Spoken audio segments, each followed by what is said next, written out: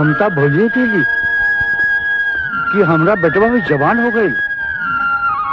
अब हमारे घर में भी बहू आवे की चाहिए। सूरज की माँ, सूरज की माँ, शांति, अरे ओ शांति। आवतानी जी। हाँ, अरे कहाँ बाल तू ही आवा, बैठा। का बात बाजी? अरे बात कौनो नहीं खे, बात ये है कि आजकल तू शांति बोले पर ना सुने लो। जब तक हम सूरज की माई ना बोली तब तक तुहार आवाज ना निकली। का कहतानी? बुढ़ौती आ गई पर मजाक करे की आदत अभी तक ना गई। सूरज की माई, इन बाजुओं में आज भी उतनी ताकत बा कि तो का दूसर काम करे का मौका ना मिली। चुप रही। लड़का ब्याह के लायक हो गइल बा। हमार मंतब नाते पोता खिलावे के करता। अरे वो है तो हम कहे आए रहे, तू हो कि सुनता देखो। बोली तो जानी। अरे ऐसा है कि हम सोचत रही कि हमार सूरज की पढ़ाई तो पूरी हो गई और एक आध दो दिन में ओकर नौकरी भी लग जाए जी। तो काहे न एक सुंदर से लड़की देख के ओकर ब्याह कर दी तो हमार अंगना में, हमार घर में बाहर आ जाई। सच। और तू अपने पोतों को लेके घूमे चले जाइबो। हमका छोड़ के नहीं दूर जाइया और हम अपने पोता के कंधा में बिठाई के पूरे गांव में घुमाए। अच्छा, पतो आइल ना और अभी से अलग रहे के बाद होखे लगे। इली ही सूरज भी आ गए।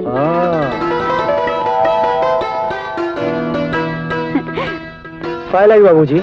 सुखी रहा बेटा। पाए लगी माई। जियत रह बेटा, जियत रह। बचवा, नौकरी की कागज कब तक आ जाई? माई यही महीने के अंदर आ जाई। अच्छा अच्छा। वाह बेटा, बस हम यही चाहते हैं नहीं कि तुहार नौकरी लग जाए। सुखी रहा, खूब नाम कमावा, खूब जो है अपन पैसा कमावा हमारे इच्छा पर। अच्छा सुना बाबूजी, बबुआ बैठा, तो उससे एक बात करेगा। बोला बाबूजी। कहा है कि हमार और तुहार माई के यही विचार बा कि अब ये घर में बहू आ जाती। बाबूजी, ऐसा कबहू भइल बा कि आप लोगन की आज्ञा के पालन हम ना करी, हमसे पूछे कि का जरूरत बा? तबहू बचवा पूछल जरूरी बा। आजकल के लड़कन के अंग्रेजी हवा लग गई बा। मैं तो बहुत बोललू हां। चल खा के दे, भूख लगल बा। देत है, अब ही देत है। बेटा, हम तो यह चाहत रही कि तुहार नौकरी लग जाए और हमार गिरवी रखल जमीन छूट जाए। बाबूजी, सब ठीक हो जाए बाबूजी, सब ठीक हो जाए। हाँ बस, अब तो एक कहता मनना पा कि हमार जे खर्चे का बोझ उतर जाए तो हम गांव में सीना तान के चल सके। मरने समय कोई ही न कहे कि हरि नारायण मर गया और हमारे इतना पैसा ना भर दो। ओहो बाबूजी, ऐसा बात ना करी, सब ठीक हो जाए बाबूजी, सब ठीक हो जाए। ठीक हो जाए बाबूजी। माई भूख लगल बा, चलो बचवा, चला खा के दे। हाँ ठीक बा। बाबूजी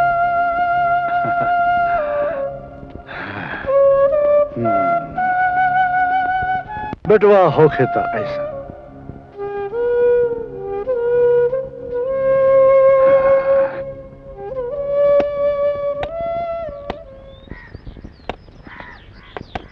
बाबूजी प्रणाम। अरे आशीर्वाद बेटवा, हम तोहका पहचाने नहीं। बाबूजी हमार नाम राहुल बा, हम रजवाड़ी गांव से आयल बानी बाबूजी। अच्छा अच्छा, बैठा बैठा बैठा बैठा बैठा। का बात बा, हमसे कौन काम बा? जी बाबूजी। बाबूजी हम आपके घर अपन बहन का रिश्ता लेकर आयल बानी बाबूजी। ये देखी, ये हमार छोट बहन है अंजलि, बीए पास है, घर काम में दक्ष, सुंदर और सुशील भी है। सुखी रहा बेटा। सूरज, ये राहुल बा रजवाड़ी गांव से आयल है, तो अरे ब्याह का रिश्ता लेके, और ये लड़की का फोटो है, तू देख ला, पसंद बाना? बाबूजी जैसन आपकी इच्छा। अच्छा अच्छा, तो आप जा, इनके खातिर नाश्ता पानी लेके आवा, जा। जी बाबूजी आप सोच विचार के अच्छा से जवाब दी बाबूजी। अरे शुभ कार्य में देरी कैसे बेटवा, हम अभी आवत है। जी बाबूजी। अरे शांति, ये देखा वो लड़की का फोटो। लड़की अच्छी है। जी आप बैठी। ले जी आप ले हमका पसंद दिया। ठीक है ना, तो हम हाँ कहते। हाँ।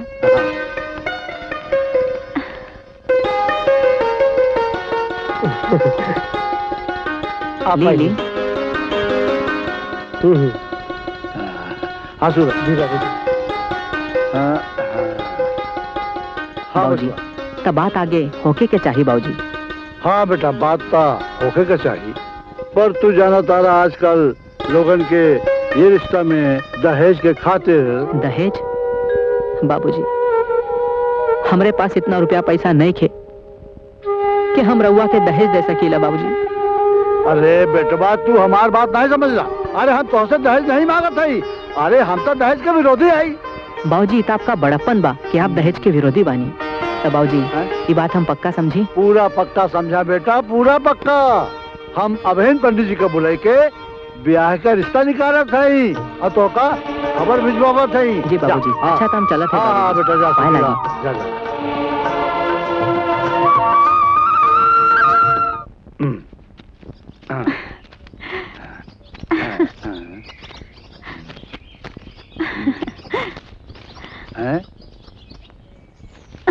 लागत है कोनो खास बात बा।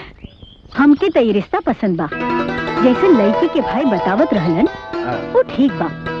उससे बढ़कर हम पता लगवनी है सावित्री दीदी से, जो वही गांव में बियाहल बाड़ी। वो कहत रहली कि लड़की देवी है, अब ये बियाह में देर ना होके दो।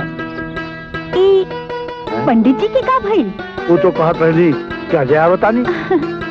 कोनो बात नहीं। हाँ। चला दिखता। चली। चला।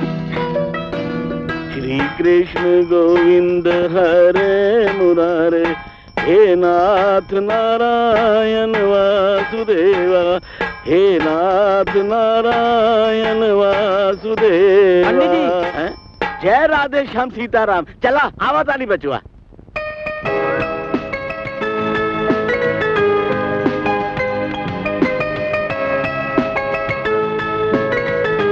का हो सखी, का बात बा? आज कुछ ज्यादा ही सोचत बाड़ू। नहीं तो तू तो ऐसे ही बोलत बाड़ू। का बात बा? का तो हर दुल्हा पर दिल ना जला, तो अपने सपनों के राजा के बारे में सोचत बाड़ू। दस पगली, ये बात ना बा। पता नहीं क्यों मन में कुछ बात रहला। बहनी घरे आवा। चलो सखी, भैया बुलावत बाड़न, न जाने का बात बा। चलो भैया तोहार दूल्हा देख कर आइल बाड़न। हट पगली, का तोहार दुल्हा पर दिल ना जाला? रोए के होला या खुद आई जाला? जाता नहीं, भैया गुस्सा जइहन, चला। हाँ ठीक है जा तारू, पर आपन बात दिल के हमसे कही हा। बोला सखी बोला। का भैया कोनो खास बात बा? हाँ बहनी, आज हमके आवे में तनी देर हो जाई। काहे? हम सोचा तानी कि कल हम खैरा दीप जाई। वहाँ हरि नारायण जी का लड़का सूरज, ओके सरकारी बैंक में अच्छी नौकरी मिल गई बा। सुना तू घर पर रही है, कहीं जा जन। आज हम अपन मिठाई की दुकान पर भी जाए, 2 दिन से नहीं की गई। अच्छा हम चला तानी है, घरे पर रही है। नंदो 2 चाय दे टेबल पर। अरे छोटू पानी पिलावा यहाँ पे, और चाय दे वहाँ पे। कितना भाई? 10 रुपया 10 रुपया दी। हाँ ठीक है। नंदू देखो हर, ए का खड़ा हुआ यहाँ, पानी दे पिलाओ हर, जल्दी जल्दी जल्दी जल्दी। का दोस्त? अरे राज, अरे कैसे भाई बड़ा? राहुल तो हीरो लागत रन, बॉम्बे हीरो बने जाए के चाहिए। अरे नहीं यार, का बताई, हमार कंधे पर अपन बहन का बहुत जिम्मेवारी बा। बस एक बार अपन बहन का धूमधाम से शादी कर दे, ओकरे बाद हम फ्री हो जाए, फिर जो मन में आए सारा ऊक करब। और मुंबई, अरे मुंबई तो हम जरूर जाए और हीरो बन के दिखाई। इली ही पंडित जी भी आ गई नी। जय राधे श्याम, सीता। अरे पंडित जी आगे नहीं, पायल आ गई। खुश रहा, खुश रहा। रहुआ के राज देखत रही, आई पधारी। प्रणाम पंडित जी। अखंड सौभाग्यवती भवा। शांति तरी महाराज जी के खातिर जलपान ले आवा जा। लावत है। जजमान जी आज हमके कैसे याद कैला हा? अरे वो पंडित जी अपन बेटवा है ना हाँ हाँ सूरज, हाँ ओके ब्याह के खातिर एक अच्छा सा शुभ मुहूर्त निकाली। शुभ मुहूर्त? शुभ मुहूर्त अभी निकालत है। नहीं पंडित जी।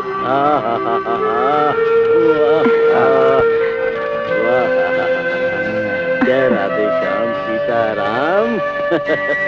पायला की बाबूजी। अरे आनंद रहा बेटा, खुश रहा। पायला की आओ, आओ। खुश रहा। ऐसा बेटा। अभी निकालत है। वाह वाह वाह वाह वाह। बुद्ध काम शुद्ध 5वीं तिथि, अनुराधा लगन, हाँ। रात भर शादी के लगन बा। अरे मुंह बिठा करा। खाई पंडित जी खाई। पंडित जी हाँ। ये दिन ठीक बना। अरे बिल्कुल ठीक बा बचुआ। अरे मुंह मीठा करा। खा बेटवा खा। अरे आप नहीं आप नहीं पंडित जी। राधे श्याम सीताराम, ईला लगन पत्र। बाबूजी तो हम शादी की तैयारी करी ना। अरे बेटवा निश्चिंत होके करा, तू जा, शुभ कार्य में बहुत अच्छा है, तो देरी कैसे? बाबूजी अंजलि तू बड़ा खुशनसीब बाड़ू, तोहार ब्याह अच्छा लड़का से हुई। काजल तू ये बात बार बार बोलेलू, अच्छा ना लगे। अच्छा बाबा, ससुराल जाके हमके भूल मत जाई। हाँ दुल्हा के संग हमके भी याद रखी है। अंजलि भैया प्रणाम भैया। खुश रहा। प्रणाम भैया। जीती रहा। अब हमार बहन राज करी, अरे रानी बन के रही रानी। लड़का बहुत अच्छा बा, सरकारी बैंक में अच्छी नौकरी मिल गई बा।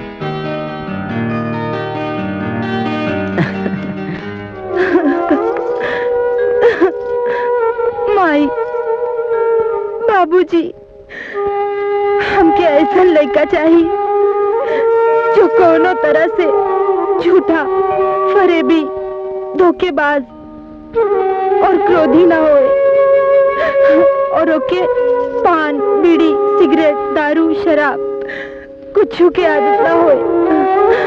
हम ना जनली माई भैया हमार रिश्ता कैसन करत बाड़न।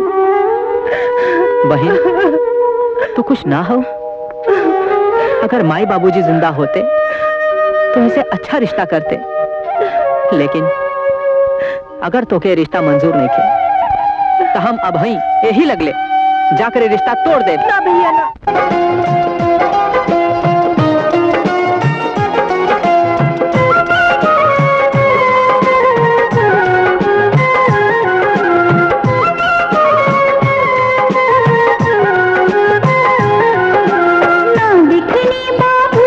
सूरत ना ही दिखनी माई के, दोनों सूरतिया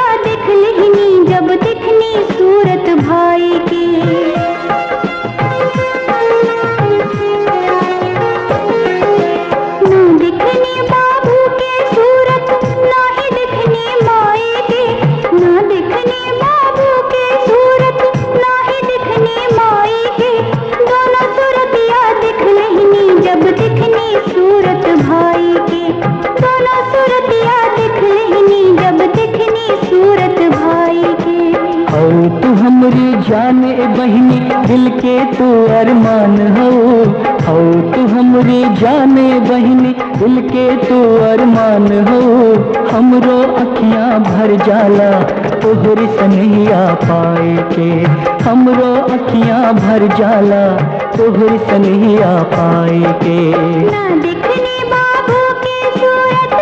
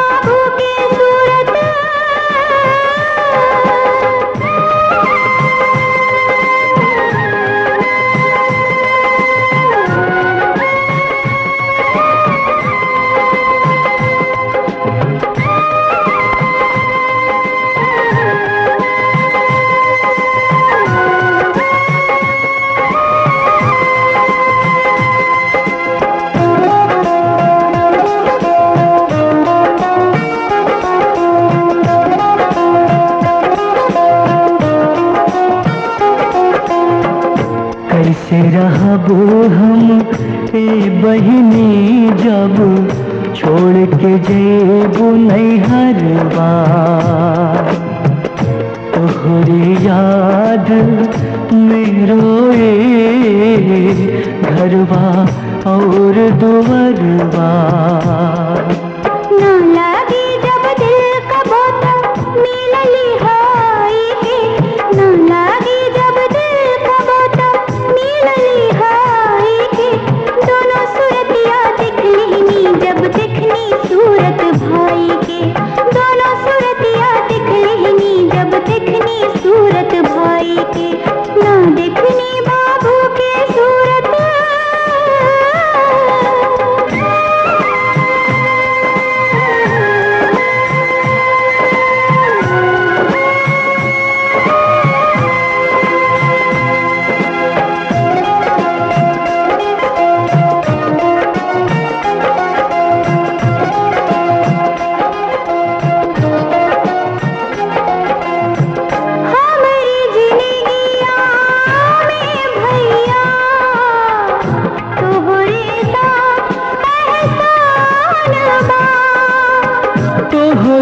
जान में बसल बहिनी हमरो ताई परान बा दूर न करी हो कब हो तू दिल से नहीं अलगाए के दूर न करी हो कब हो तू दिल से नहीं अलगाए के दोनों सूरतिया दिखनी जब दिखनी सूरत भाई के दोनों सूरतिया दिखनी जब दिखनी सूरत भाई के ना दिखनी बाबू के सूरत ना ही दिखनी माई के ना दिखनी बाबू के सूरत ना ही दिखनी माई के दोनों सूरतिया दिखनी जब दिखनी सूरत भाई के दोनों सूरतिया दिखनी जब दिखनी सूरत भाई के तू हमरी जान ए बहिनी दिल के तू अरमान हो तू हमरी जान ए बहिनी दिल के तू अरमान हो हमरो अखियां भर जाला तोहरी सनहिया पाए के दोनों सूरतिया दिखनी जब दिखनी सूरत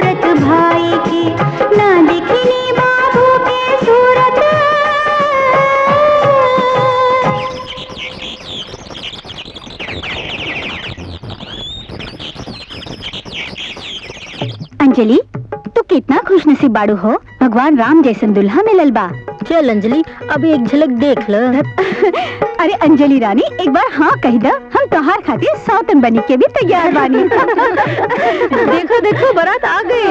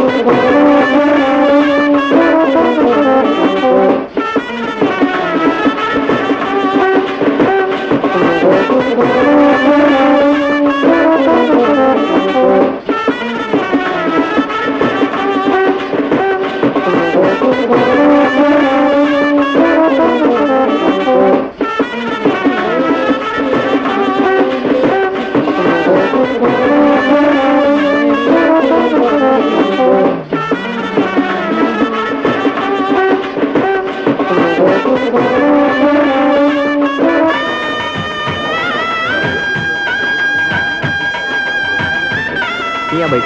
हाँ हिया। अरे संजय सुनो, अंदर जाके मंडप की पूरी तैयारी करवा जा। हाँ हाँ जा।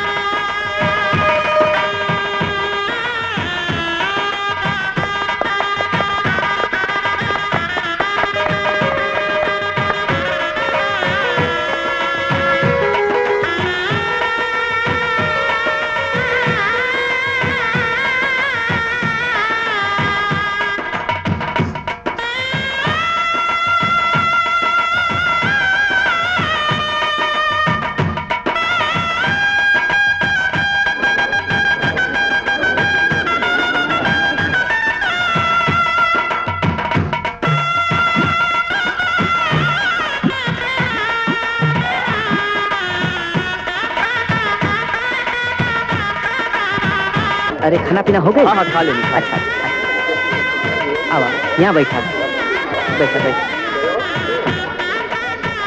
अगर ठीक है ना बाबूजी? हाँ अच्छा खाना खाएंगे? अरे सुना, जाके तू भीतर का सामान ला, जा जल्दी। अरे रवि सुना, जा जल्दी, देखा कौनो बराती तो नहीं थे बचल है, जल्दी जा।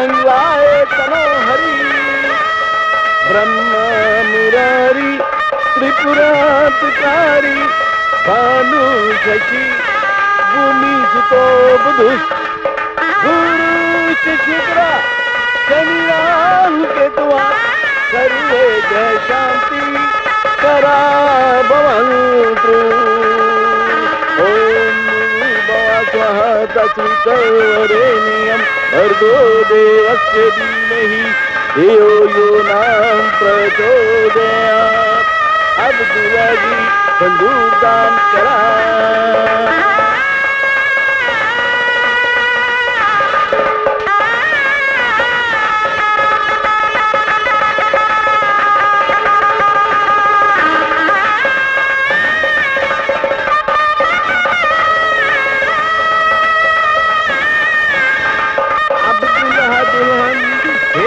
खातिर खड़ा हो जाई। ओम हिम शांति शांति ओम हिम शांति शांति ओम।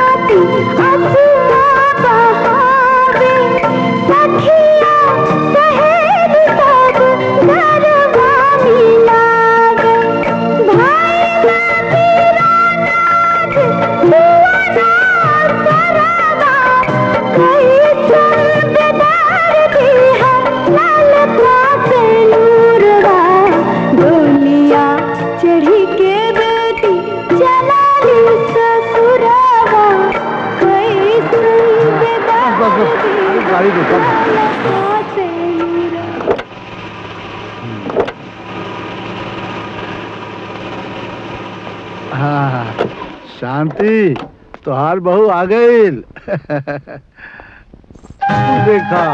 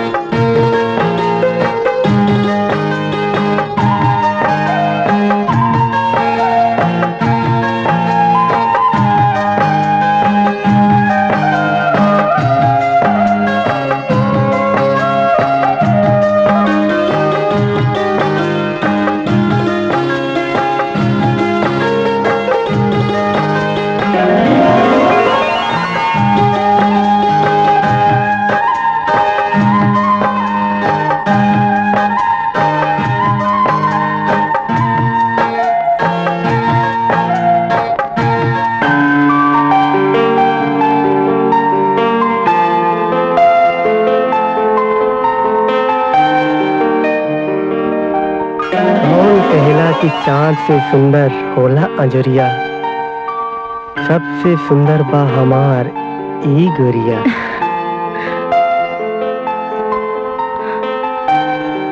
अंजलि,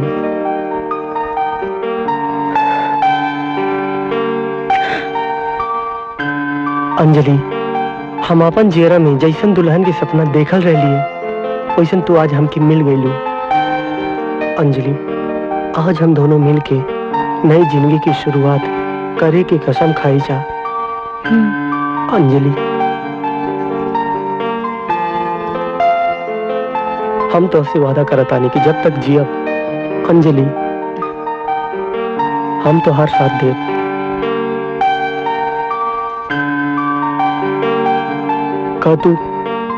का तू हमार साथ देबू?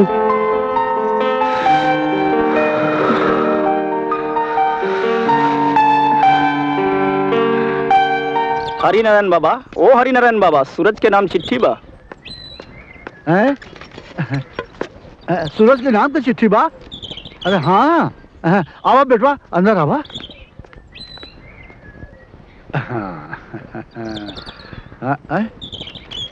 अरे पोस्टमैन बाबू, ये तो हम भूलिए गए नहीं कि हम पढ़े लिखे नहीं हैं। यही से हम सारी जमीन जायदाद बेच के अपने बेटवा का पढ़े खाते शहर भेजनी है।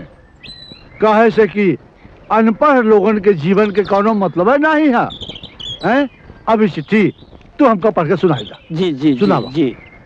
श्री सूरज प्रताप, आपको सूचित किया जाता है कि इस महीने के 5 तारीख को आपको अपना पद ग्रहण करना था, किंतु आप नहीं आए, अतः यह रजिस्ट्री मिलने के 10 दिनों तक आप कार्यालय में उपस्थित नहीं हुए तो यह पद हम किसी और को दे देंगे। जयराम जी की। एक मतलब बा कि हमारी मेहनत सफल हो गई, हमरे बेटवा का नौकरी मिल गई। हे भगवान, तुहार लीला अपरंपार है, अपरंपार है। मंगल भवन अमंगल हारी, द्रबहु सो दशरथ अजिर बिहारी। राम सिया राम जय जय राम। राम सिया राम जय जय राम। राम सिया राम जय जय। माई, देखा तो का हो गई बा? कुछ ना भाई, तू जा।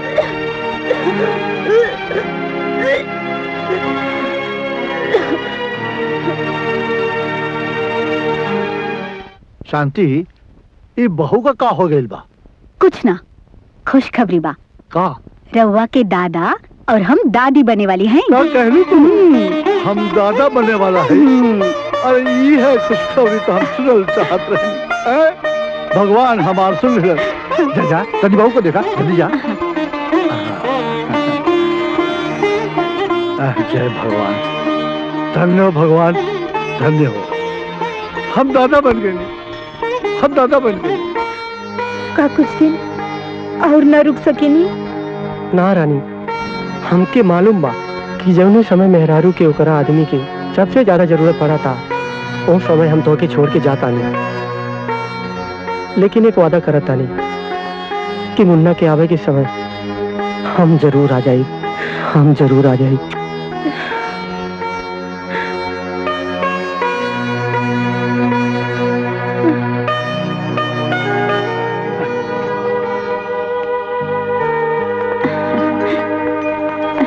पाए लगी माई। आशीर्वाद। जा बेटवा जा। आज हम इतना खुश हैं कि हम तो उससे बता न सके। तो हर शहर में नौकरी लग गई, हमारा जीवन सफल हो गए। लेकिन बेटवा, मगर हमारे एक बात याद रखिएगा, तू वहां जाकर उस शहर के चकाचौंध में गुम ना हो जाइएगा। कहे से कि हम सबकी आस तुमसे। हाँ बेटवा, तोहार बाबू ठीक कहत हवन। अब तू बाप बनने वाला बड़ा, तोहरा के अपन जिम्मेदारी के एहसास होके के चाहिए। समय पर घर आ जाइए बचवा, समय पर घर आ जाइए। वैसे वहां जाकर हम लोगों का याद रखिया, भूल न जाइए। और अगर भूल गईला तब तू हमको यहाँ जिंदा न पड़ी, हम मर जाइए। ना बाबूजी, हम मर जाइए। क्या बताइए? अच्छा बाबूजी। सुखी रहो।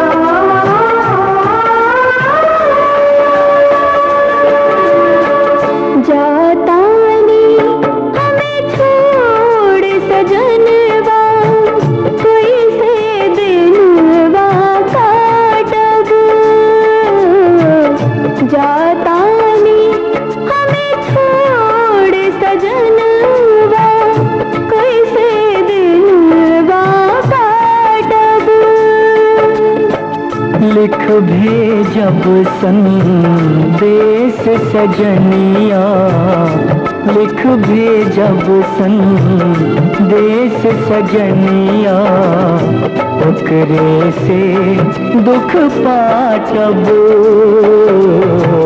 जातानी हमें छोड़ सजनवा, कैसे दिनवा काटब।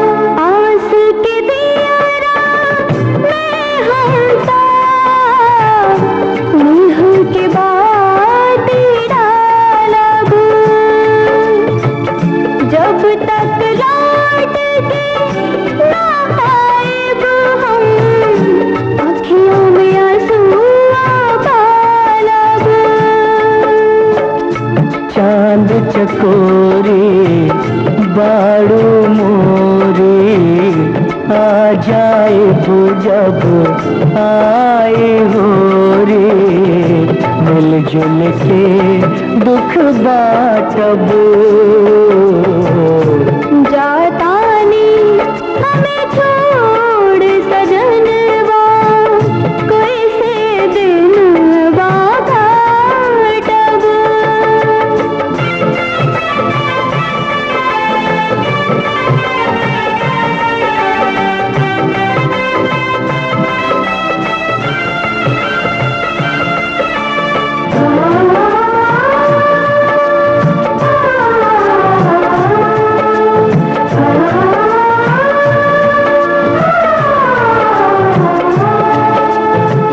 तोहरे सूरत दिल में जड़ के, हम परदेस तजाएब। जहिया याद सताए हमके, वापस लौट के आएब। प्रीत की डोरी तुमर बथोरी, जातानी कर के दिल चोरी, कैसे दुखवा काटब। जातानी हमें छोड़ सजनवा, कैसे दिनवा काटब।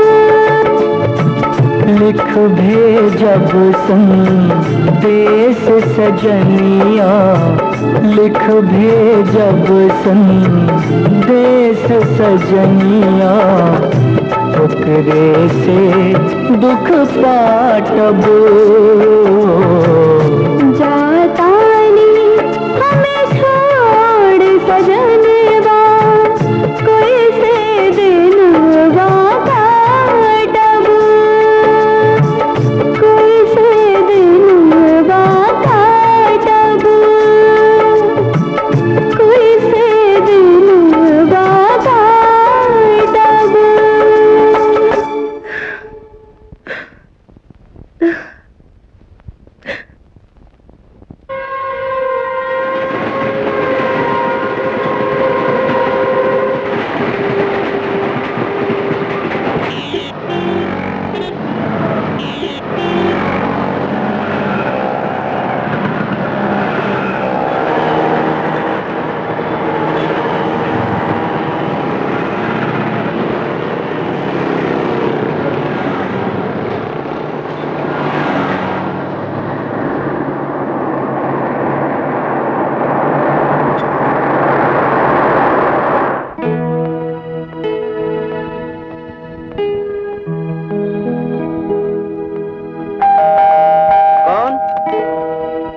अरे आशीष, क्या हाल है यार? यहाँ कहाँ हो? बैंक में नौकरी लगलवा ना। अच्छा। हाँ। अरे आवा आवा।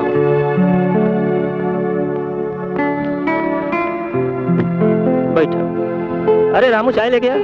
अच्छा छोड़ी बता कि नौकरी कौन से कंपनी में लगल बा? बैंक में लगलवा यार। अच्छा बैंक में? कौन से बैंक में? Indian bank. अच्छा, लेकिन भाग मत जिया। मतलब ही माया नगरी हम मुंबई नगरी, यहाँ जे आवेला अपन घर द्वार सब भूल जाला। लेकिन क्यों? जब तू रोड पाओ तो बहुत देख लो कि सुंदर सुंदर परिया घूमे। हाँ यार, मैं आ रहा था, एक लड़की को देखा, क्या लड़की थी कसम से। जा तू तो गया अरे यार, मैं पहले फ्रेश हो लेता हूँ, बाकी बातें बाद में। हाँ ठीक है, जा जल्दी। देख वहाँ पे साबुन रखा है, ले लेना। ठीक है।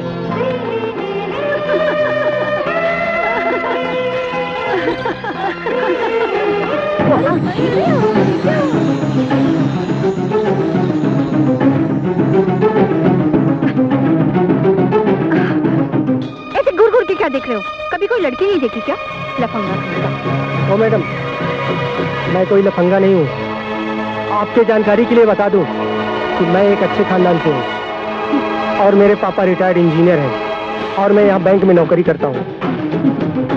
अक्सर खूबसूरत लड़कियों को देखकर तुम जैसे लड़के ऐसा ही कहते हैं, स्टूपिड। चलो गर्ल्स। बाप रे, क्या लड़की है, उसका तो नाक में लिए घूमती है।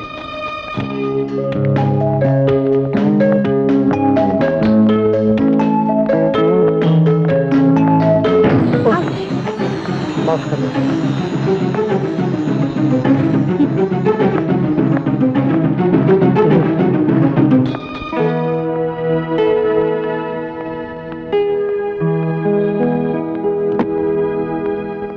गुड मॉर्निंग सर। मॉर्निंग। हाँ मैं बैंक पहुंच गया हूँ, शाम को मिलता हूँ। ठीक है, चलो। और आज आपका पहला दिन है? हाँ मेरा फर्स्ट डे है।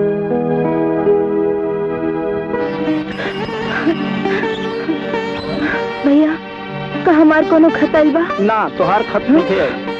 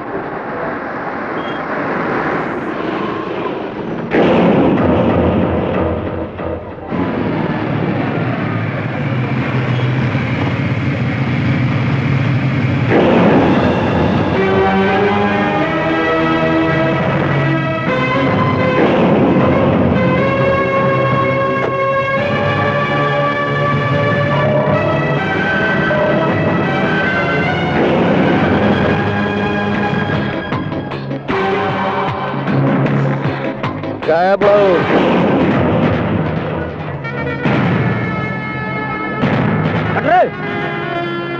चल हफ्ता निकाल, दूरी बैठल बा। ई का 50 और 50 बाद में दे दे। चला।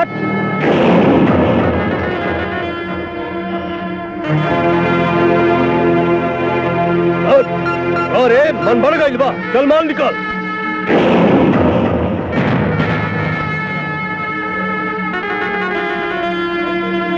चल बांध दे।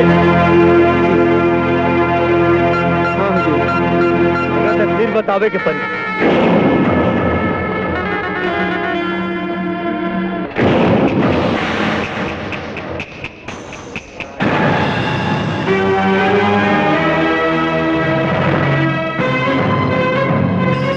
चल बहू पैसा निकाल।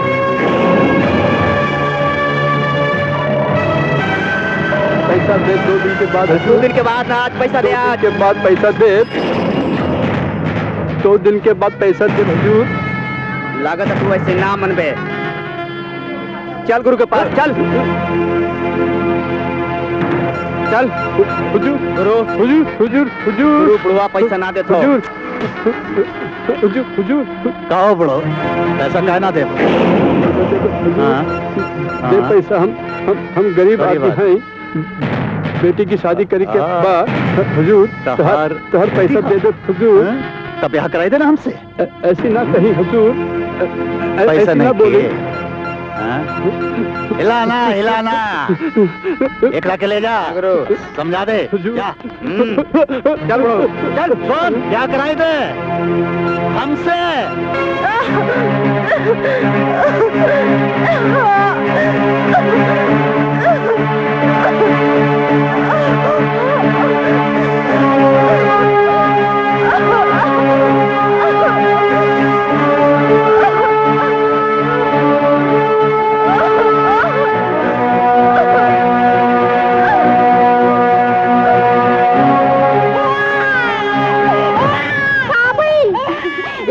लड़का भाई।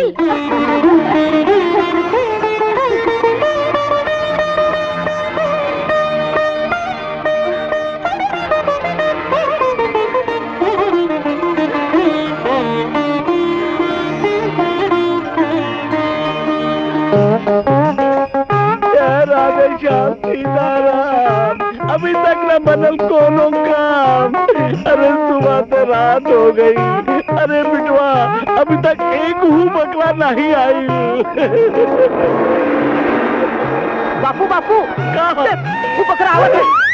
बकरे नहीं, ई तो महादेव के कुत्ते हवन। अरे पाँव नीचे, ई भगवान की जगह है। नीचे नीचे। क्या बात बा? महादेवा भाई के कुंडली तैयार हो गई। हो गई। इला महादेव के पिल्लो। पढ़ाइए। हमारी दक्षिणा 101 रुपया। दक्षिणा। पंडित जी, हमसे एक बात बताओ। पूछा। तो हर रंग गोरा और तुम्हारे बेटवा का रंग काला कैसे हो गया? बात ई बा, ई ससुर के नाती अमावस के रात के पैदा भई।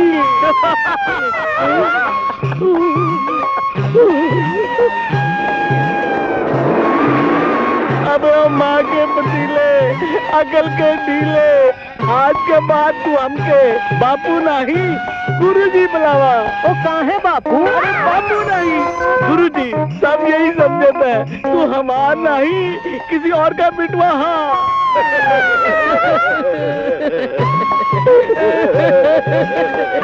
मुन्ना आजा आजा, ले ले ले ले, आजा आजा आजा आजा।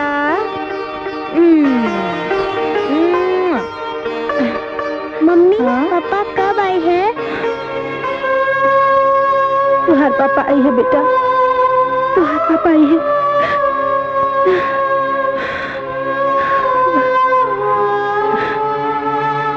सुनिए। अरे बाप रे, ये मुसीबत फिर से आ गई। अच्छा हुआ आप मुझे यहाँ मिल गए। एक्चुअली उस दिन मैं बहुत गुस्से में थी, इसलिए न जाने क्या क्या बुरा भला कह गई आपसे। मैं माफी चाहती हूँ, आप मुझे माफ कर देंगे ना? माफी किस बात की? मैं तो पहले ये बात भूल चुका हूँ। आप जैसे अच्छे आदमी का मुझे यही उम्मीद थी। वैसे इस शहर में और कौन कौन है आपका? मैं और मेरी। मेरी कौन? तन्हाई। मैं तो मजाक कर रहा था। और आपके मम्मी पापा? पापा तो रिटायर्ड होकर गांव में रहते हैं और मम्मी। I am sorry. क्या हम दोस्त बन सकते हैं? क्यों नहीं, मैं तो कब से एक अच्छे दोस्त की तलाश कर रहा था। फिर ठीक है, अच्छा तो अब मैं चलती हूँ, लेकिन हम दोबारा जरूर मिलेंगे। जरूर, मैं आपका इंतजार करूंगा। बाय। लगता है फट जाएगी।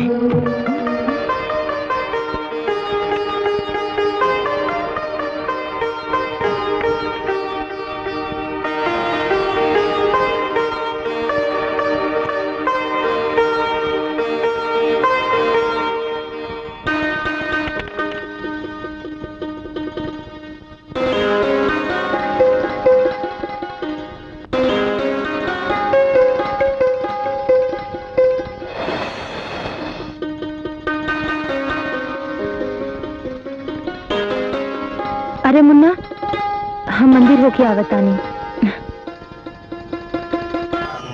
हाँ।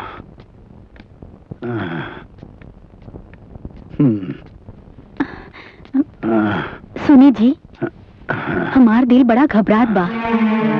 सूरज बिटवा के कौनो पता ठिकाना नहीं के। अरे वो तू पता ठिकाना का चिंता जन करा। वो राम वचन का लड़का है ना आशीष, हाँ? वो ये रहा था ना, अच्छा। ओकरा से हमका सब कुछ पता चल जाए। हाँ। मगर शांति न जाने का है, मैं जाए से हमार दिल घबरात बा। सूरज बटवा कौन हाल में हुई ये हम नहीं खे जानत। और डॉक्टर भी लंबी दूरी जाए से मना कैले बा कि हमार दिल कमजोर है, लेकिन हम जाए तो तब ठीक है, हम जाते जौन होई तो हम देखल जाए। ठीक है, ठीक हम बानी। चलत हैं। हाँ। हाँ, अपन ख्याल रखिए तू। हाँ ठीक, हमारी चिंता न करिए। ख्याल रखब। ठीक, हाँ, हम चलते हैं। जाई ना। हाँ। हे भगवान, इनका रक्षा करिए।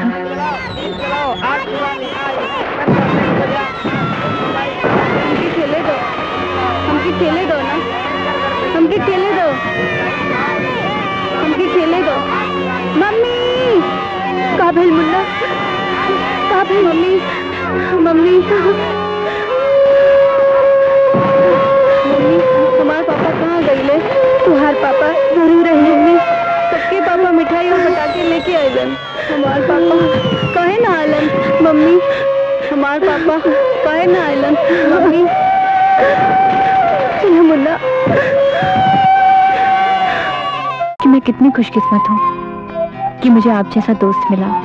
खुश नसीब तो मैं हूँ कि जो इस अनजान शहर में आप जैसी दोस्त मिल गई। कहीं आप मुझे भूल जाए तो? ऐसा कभी नहीं होगा। सच कहूं तो मुझे हमेशा से एक ऐसे लड़के की तलाश थी जो दिल का सच्चा हो, और मुझे लगता है कि मेरी ये तलाश खत्म हुई। सच? अभी नहीं, इसके लिए आपको थोड़ा इंतजार करना पड़ेगा।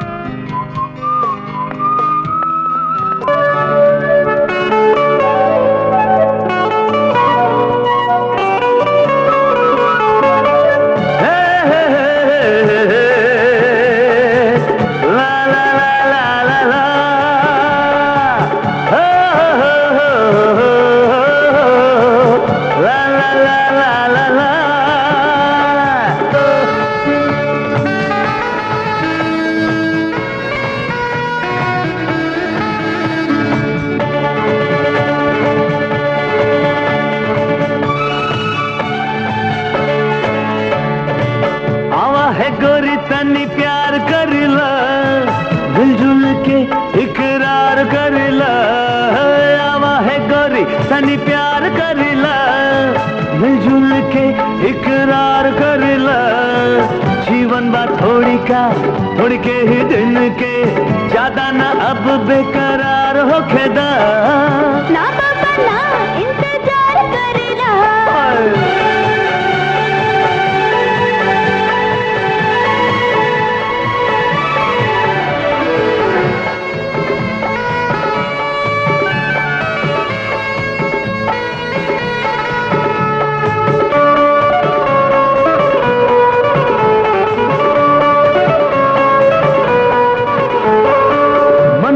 सपना कब होई अपना, आके इहवा बता दा। चांद के चांदनी सूरत मंदाकिनी, कान में आके सुना दा। मनवा के सपना कब होई अपना, आके इहवा बता दा। चांद के चांदनी सूरत मंदाकिनी, कान में आके सुना दा। नैना मिला के आंखें चार करिला, दिल के दिलवा से प्यार करिला। नैना मिला के आंखें चार करिला, दिल के दिलवा से प्यार करिला। गोर बदन हूँ बाटे इनर के नैना के बाण दिल के पार करीला ना बाबा ना इंतजार करेला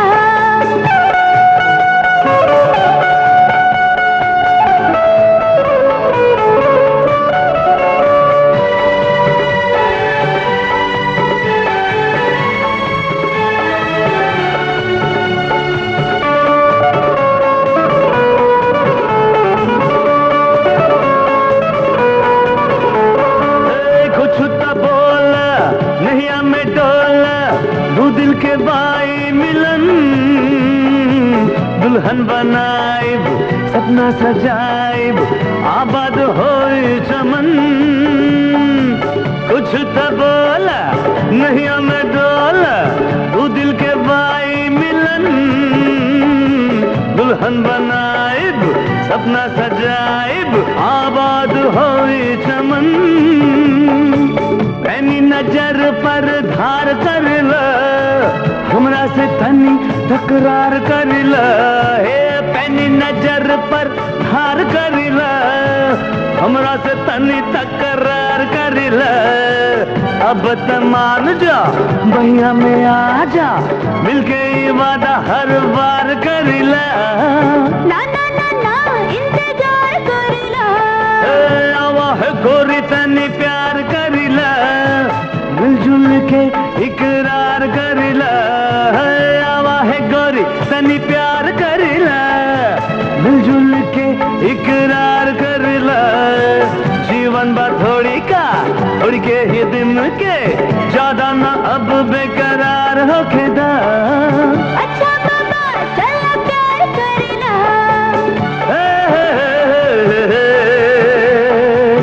ला ला ला ला ला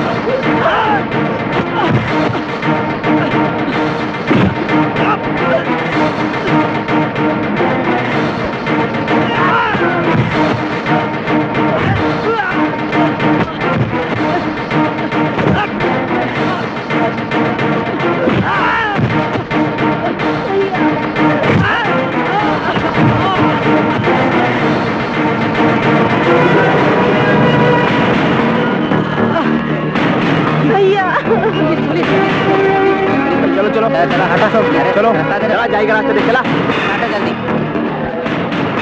भैया अरे बहुत बड़ा गुंडा बना ताड़े। चल तो क्या बताओ दे, चल।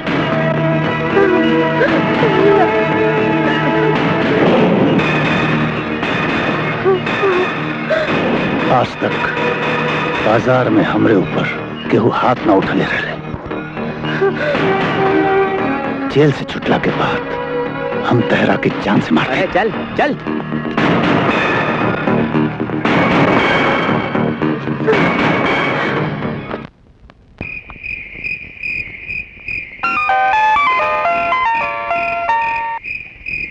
हेलो, क्या हुआ?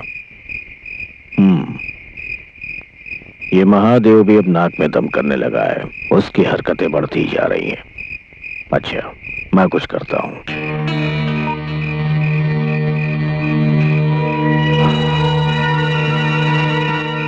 ये महादेव भी बर्बाद करने पर तुला हुआ है।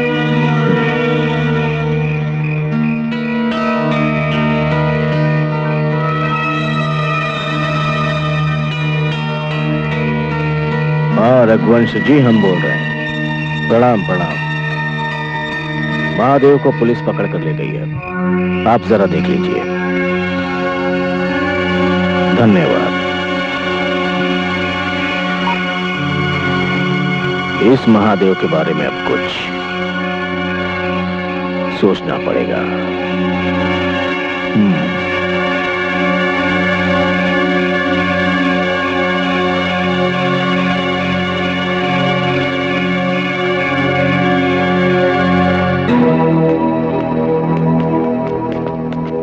अरे केकर माई इतना दूध पिला दिले बिया कि हमरा आदमी के बंद कर दियलस। क्या बात है नेताजी, जरा शांति से बात कीजिए ना। 3-4 हजार रुपए के नौकरी करे वाला सरकारी नौकर तहार औकात कैसे भइल हमरे महादेवा के पकड़े के? क्या करें नेताजी, जब सरकारी रुपया आप ही चट कर जाएंगे तो हमें तो 3-4 हजार ही मिलेगा। अब रह गई बात महादेवा की, जो कानून व्यवस्था को हाथ में लेगा उसका यही हाल होगा। वकील साहब, जमानत के कागजात एकरा मुंह पर मारता। इला इंस्पेक्टर साहब, जमानत के कागज। ठीक बा, छूट तो जा रहा बा, लेकिन आइंदे कभी दोबारे गलती करते मिल गई तो सीधे दफा लगा करके अंदर कर दे भी दोनों के। बलराम, हाजत में से निकालो इस गुंडे को।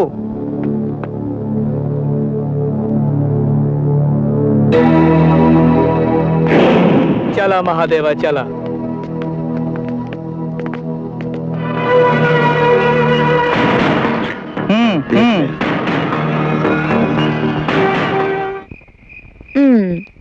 कारे चांदनी, आजकल तहार प्रोग्राम ठीक चलत बा?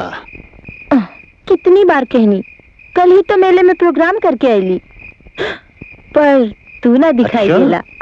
हम ना दिखाई देली? हमार बगैर तहार प्रोग्राम चलत है का?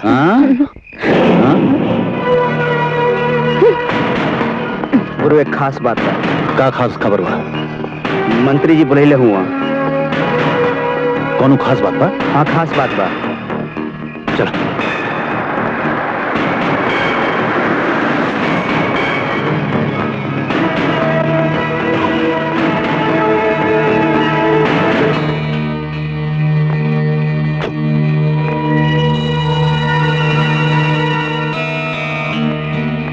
प्रणाम। ठीक है ठीक है। महादेव, अपने मन से चलना छोड़ दो और थोड़ा शांत होकर बैठ जाओ। बार बार हमारे समझाने के बावजूद भी ये बात तुम्हारी समझ में क्यों नहीं आती है कि सरकार हमारी नहीं है, सारी पावर उस विपक्ष पार्टी के हाथ में है। तुम्हें पता है कि तुम्हें छुड़ाने के लिए हमें कितनी मिन्नतें करनी पड़ी। अगर इस तरह बीच बाजार में तुम दंगा फसाद करते रहोगे तो हमसे कोई आशा मत रखना। हम चाहने के बावजूद भी तुम्हारे लिए कुछ नहीं कर पाएंगे। ये चेतावनी है तुम्हें। जाओ। ठीक है।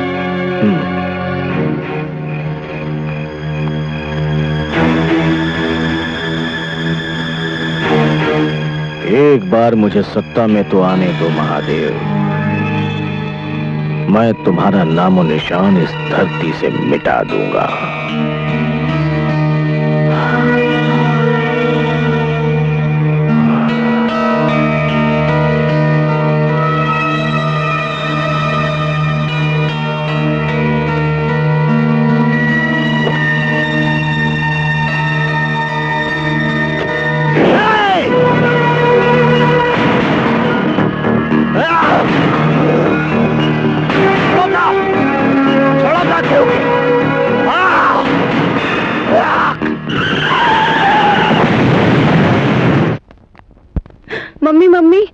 भइल बा?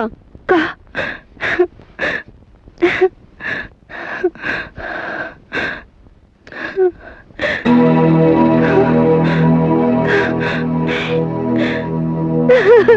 का भइल मम्मी? का भइल मम्मी? मम्मी का भइल? मुन्ना, मुन्ना, अब तो हर बाबा ये दुनिया में नहीं खन मुन्ना।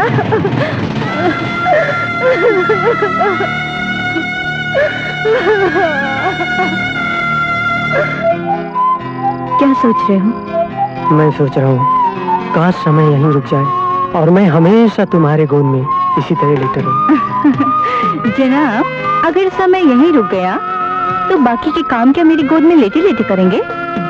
स्नेहा, अब एक पल भी तुमसे दूर नहीं रहा जाता। मेरा भी यही हाल है सूरज, इसलिए बहुत सोच समझकर मैंने एक फैसला लिया है।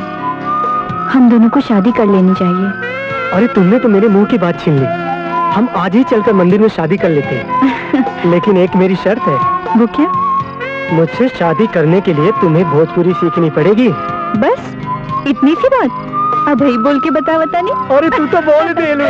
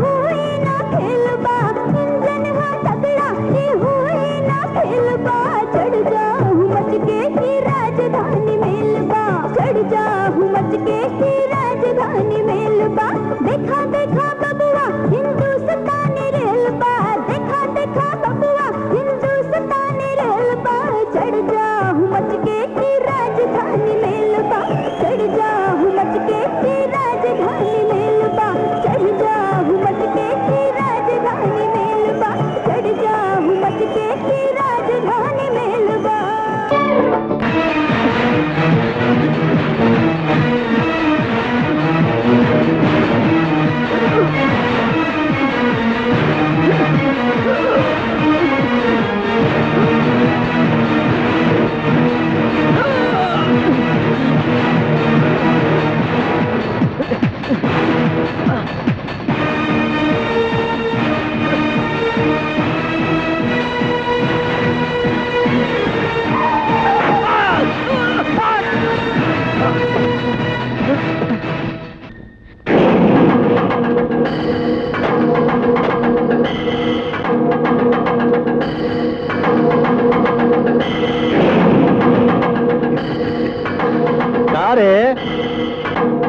वो दिन बाजार में बड़ा हीरो बने रहे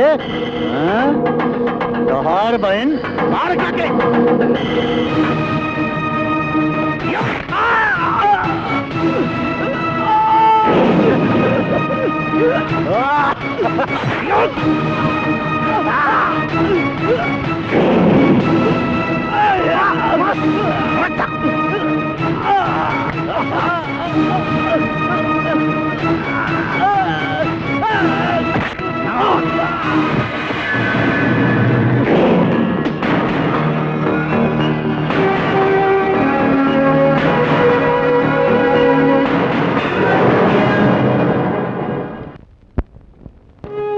मम्मी हम पापा के लेबे शहर जरूर जाइए ना मुन्ना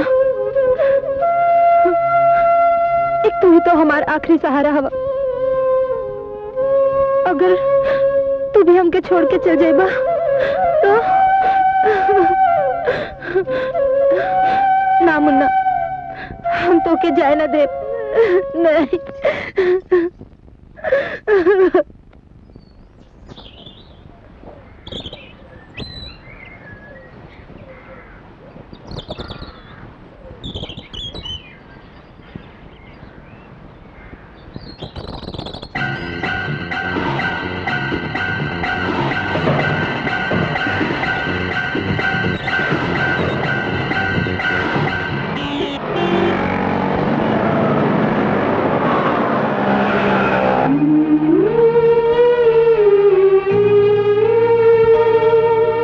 पापा के पहचानता नहीं मालूम।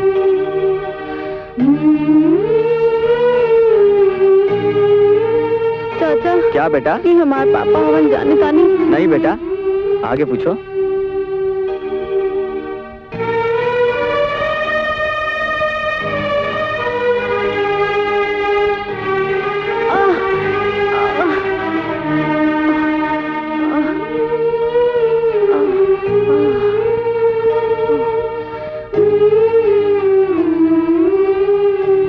कहाँ खोजी, अब कहाँ खोजी, अब कहाँ?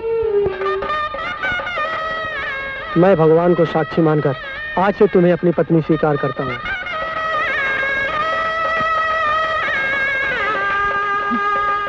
मैं भी भगवान को साक्षी मानकर आपको अपना पति स्वीकार करती हूँ और मैं वादा करती हूँ कि मैं अपने सातों वचन निभाऊंगी।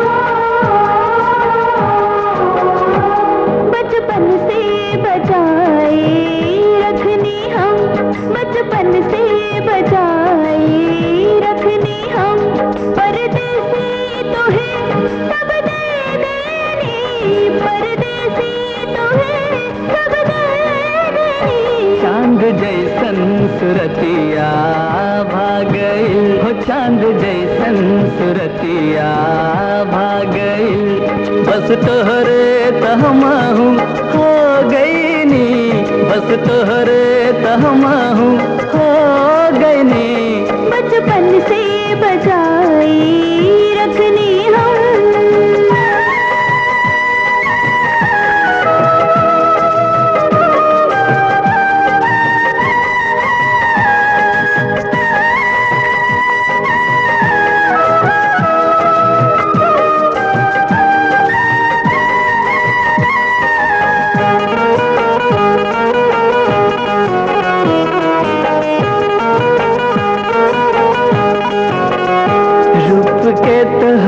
जादू अजब लग गई प्यार के तोहर ऐसन नशा छा गई हाँ रूप के तोहर जादू अजब लग गई प्यार के तोहर ऐसन नशा छा गई बात तोहरे जिगर में गड़ गई वो बात तोहरे जिगर में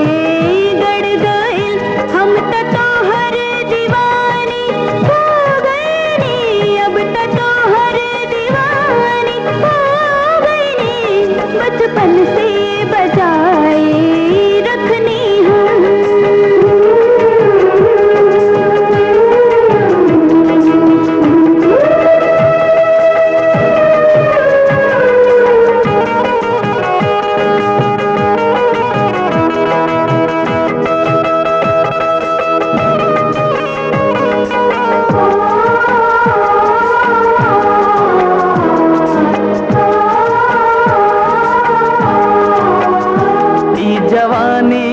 अल्हड़ न छलकावतू इह अनबुझ पहेली न ढलकावतू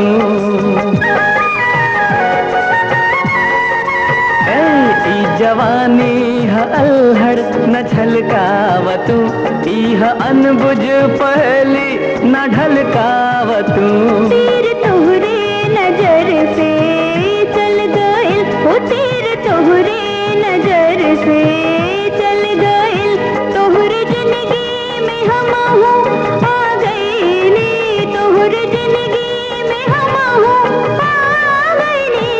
बचपन से बचाए रखनी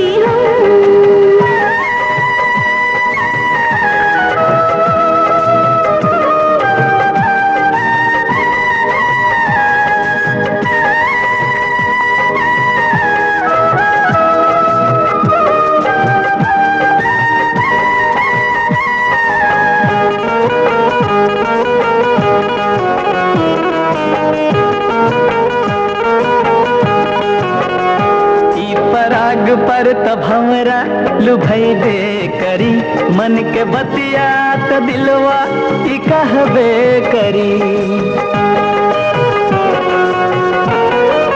हाँ ई पराग पर तब हमरा लुभई दे करी मन के बतिया त दिलवा ई कहबे करी मीठ बतिया त दिल के भागए ओ मीठ बतिया त दिल के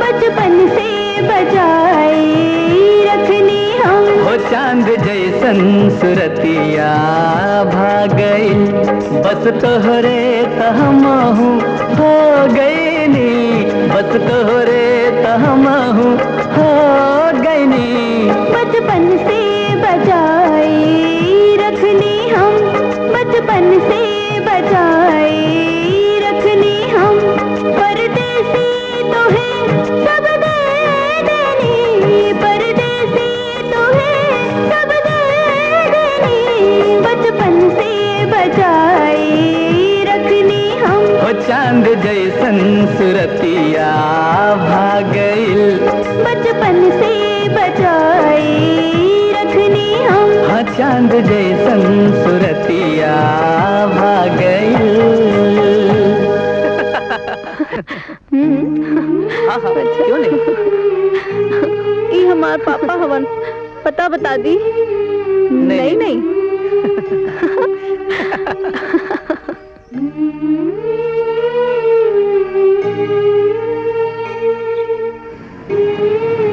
चाचा रोकी रोकी, हमारे पापा के जानत है? नहीं बेटा, तुम एक काम करो, कहीं और जाके पता कर लो।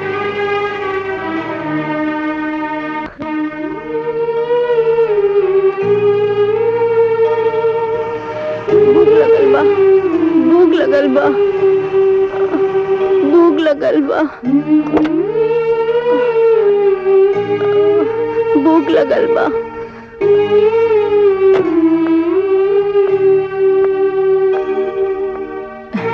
ये लो बेटा, खाना खा लेना। ये हमारे पापा हवन। ये तुम्हारे पापा हैं? इसके चक्कर में कहाँ फंस गया? प्यास नेहा, जल्दी करो, चलो ना, किसी भी भिखारी बच्चे को मुंह लगा लेती हो, चलो जल्दी करो। यहाँ मेरे साथ। सूरज, तुम जिसे भिखारी का बच्चा कह रहे हो, जानते हो ये कौन है? मुझे क्या मालूम ये बच्चा कौन है? ये तुम्हारा अपना खून है, तुम्हारा अपना बेटा है। मैंने तुम पे कितना विश्वास किया, और तुमने मेरे साथ क्या किया? धोखा दिया तुमने। अरे तुमसे तो अच्छे शहर के ये लोग हैं। मैंने सोचा था तुम गांव के हो, सच्चे हो, लेकिन तुमने तो मुझे सबसे बड़ा धोखा दे दिया। तुमने मुझे अंधेरे में रखा, मेरे साथ इतना बड़ा धोखा, इतना बड़ा फरेब। मैं तुम्हारे साथ एक पल भी नहीं रह सकती। रुक जा मम्मी।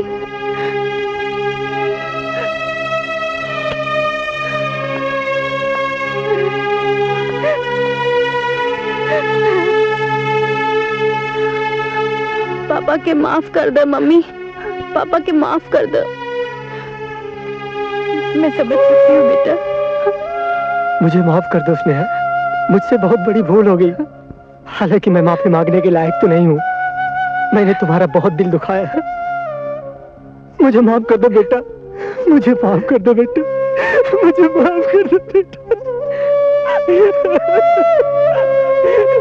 पापा, घर पे कोई नहीं थे पापा।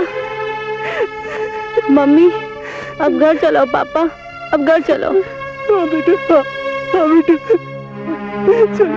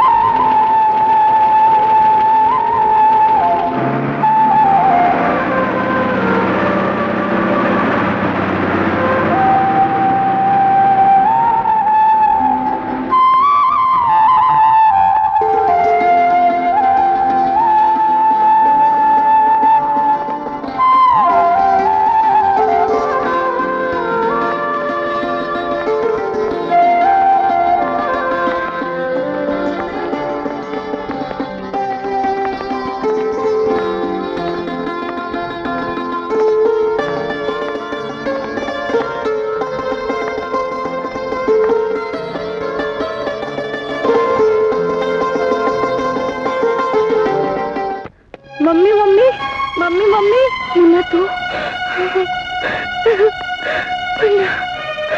तू पापा आ गई है।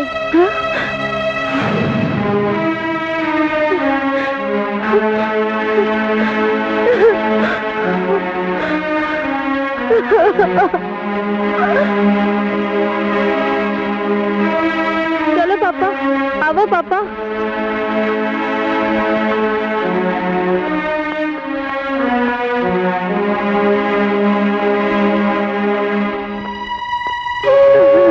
माई, माई, आ गई ले माई, आ गई ले।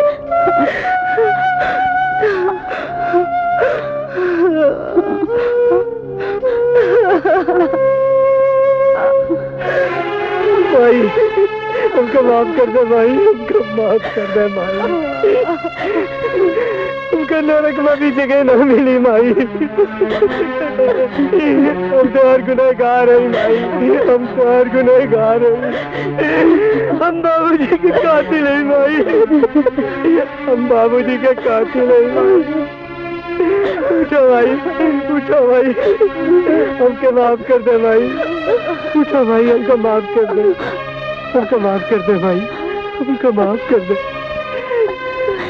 सूरज, तू बहू के गुनहगार बाड़ा, तू बहू से जाके माफी मांगा।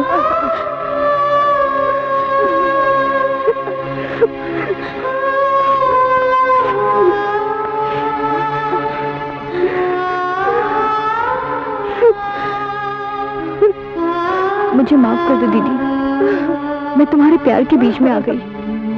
सच मानो, अगर मैं पहले ये सब जानती तो ऐसी भूल कभी नहीं करती। सूरज को पाने के बाद मैंने जिंदगी से कभी कुछ नहीं चाहा, लेकिन एक औरत होने के नाते तुम्हारे दिल पे क्या बीत रही है ये मैं समझ सकती हूँ। इसीलिए आज तुम्हारी अमानत तुम्हें वापस लौटा रही हूँ। मुझे माफ कर दोगी ना दीदी?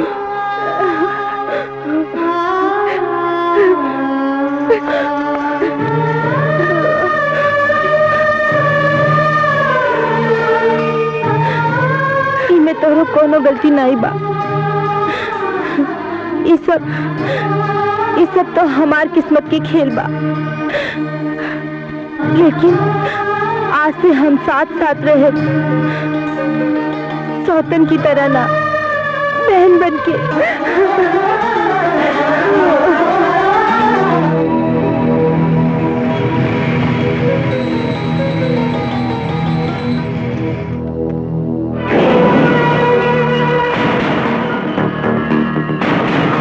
आओ सर।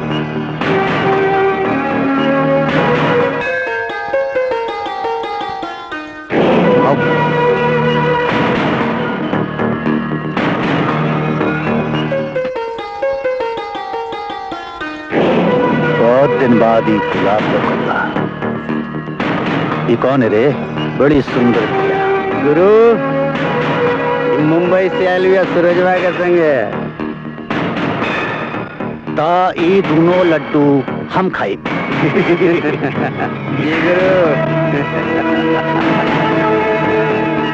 जी गुरु। मीठ बा, मीठ बा।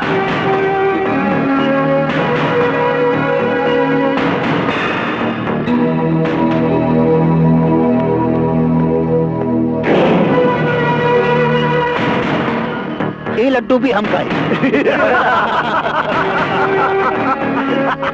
पापा पापा, क्या बेटा? मम्मी के गुंडा पकड़ ले बा। एक काम करा बेटा, तू जाके पुलिस में कंप्लेन करा, हम देखा था नहीं। महादेवा!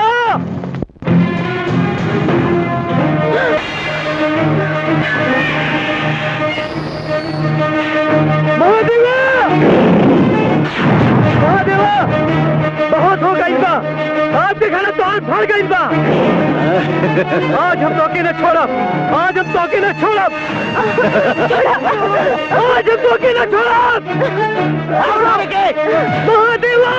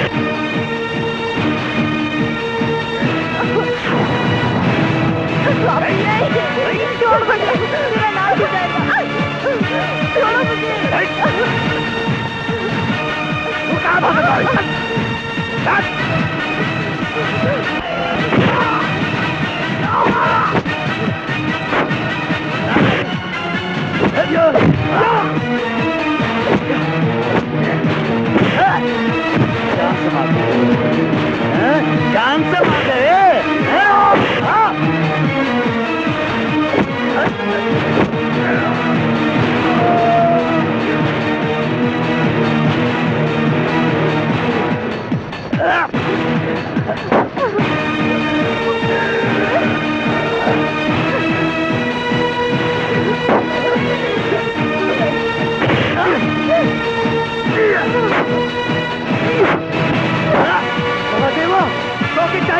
जान से मार गई, अगर तोके मार के बाबर हाथ गंदा न करना चाहिए तो सजे तो भगवान दे भगवान।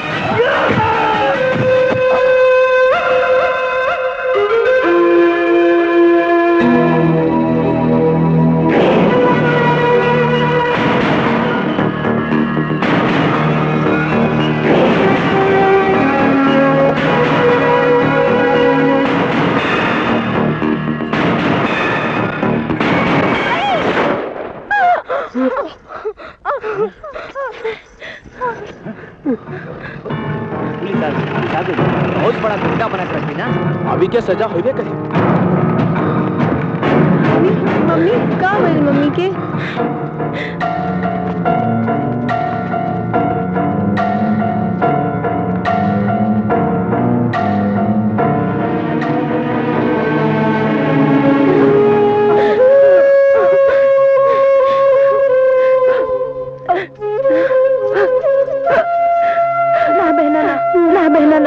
हम तो ही कुछ ना हो दे। नहीं स्नेहा, तो ही कुछ ना हो, हम है ना, हम है ना।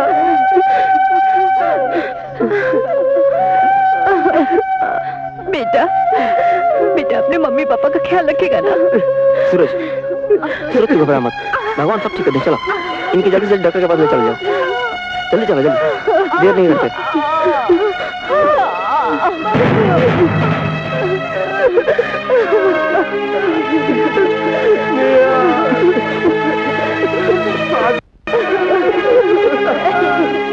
आशा के दियरा बूतल जब, आशा के दियरा बूतल जब, थाकल आपन काया,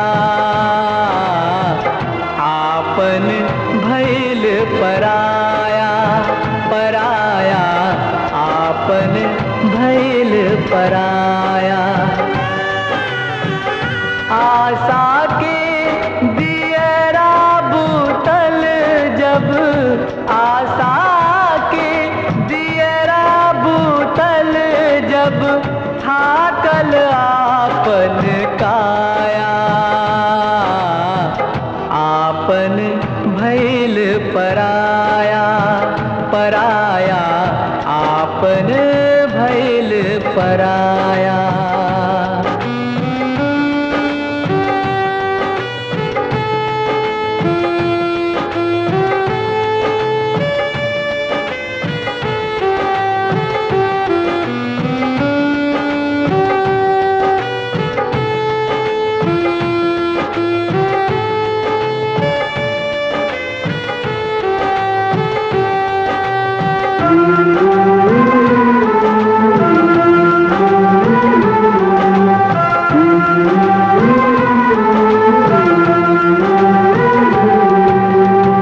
कब का होई कोई न जाने, आपन जामल ना पहचाने।